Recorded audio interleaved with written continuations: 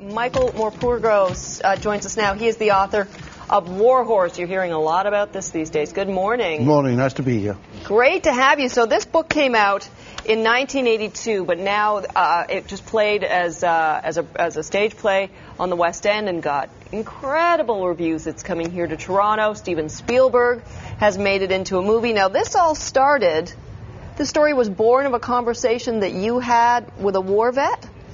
Yes, in my little village. I live in Devon, in the west of England, a place called Iddesleigh. No one's ever heard of it, which is fine. And there's a pub and a church and about 80 souls living in the village. And in the pub one day I met an old bloke who I knew had been to the First World War, a chap called Wilf Ellis. And we got talking. I gave him a pint and we got chatting and chatting. And he just started, I didn't ask questions, he just started talking about going away to that war, age 17, 18, and the first time he'd ever been away.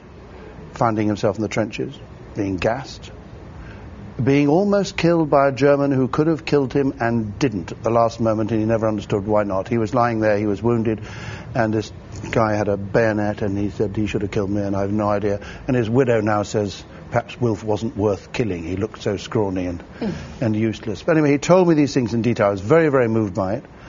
Went back home, and at home I had a picture which came from my wife's father, and we didn't hang it because it was horrible. It was a picture of horses, British cavalry horses, charging up a snowy hillside into a wood, and in front of the wood was barbed wire, and behind the barbed wire there were German soldiers.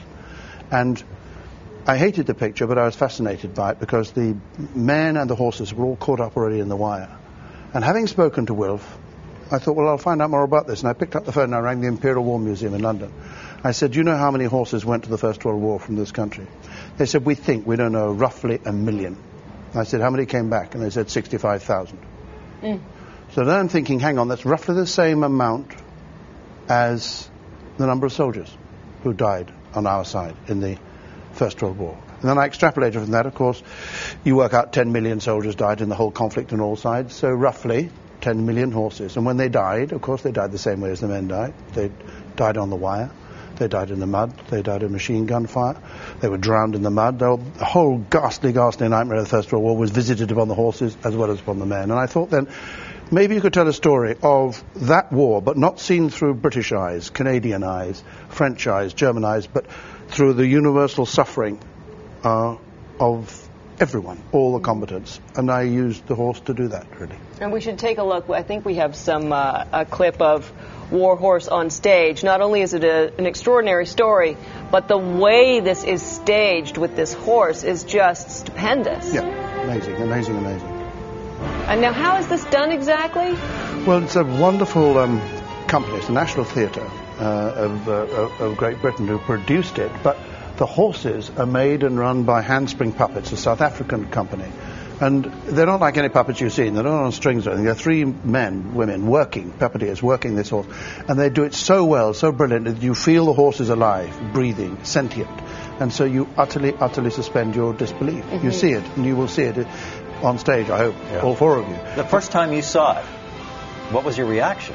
You cry. That's the first thing, because you simply can't believe that human beings can morph themselves into another creature. Right. And it requires huge skill and great sensitivity and lots of studying of the horses, which they do.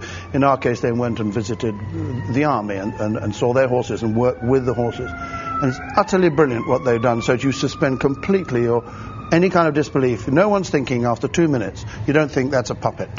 You just think. Did you think that your book was going to end up getting this kind of treatment on the stage, and now Steven Spielberg of all people? No, my book did really rather badly for many, many years. No one read it. I think it never sold more than about, now what's the people called a bestseller? It never was. It was 2,000 copies a year maximum. It nearly died to death.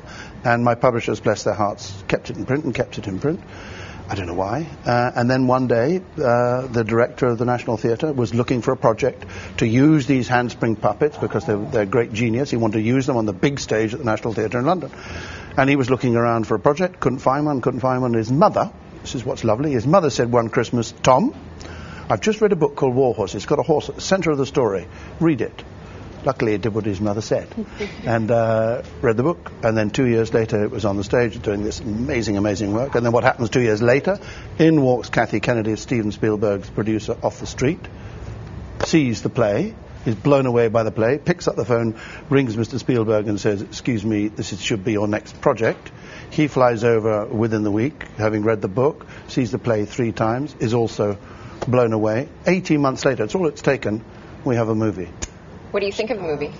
I think it's extraordinary. It is like the play in the sense that you come out of it having feel you've lived through the worst of times, but you feel there's hope. And that's what he does. It is about courage, and it's about loyalty, and it's about devotion. And it's desperately sad to live through. But finally, it is about people's putting war behind them. And that's a wonderfully positive message. All springing from a chat in a pub. Quite. Yeah, we must keep going to pubs. Quite amazing. I couldn't agree more, sir. Michael Morpurgo, thank you so much. He is the author of War Horse. Congratulations on all of the success. Well, thank you. It's lovely to be here. Oh, it's our pleasure. Thank you. 8:52 now. We're going to take another break. Back in a moment.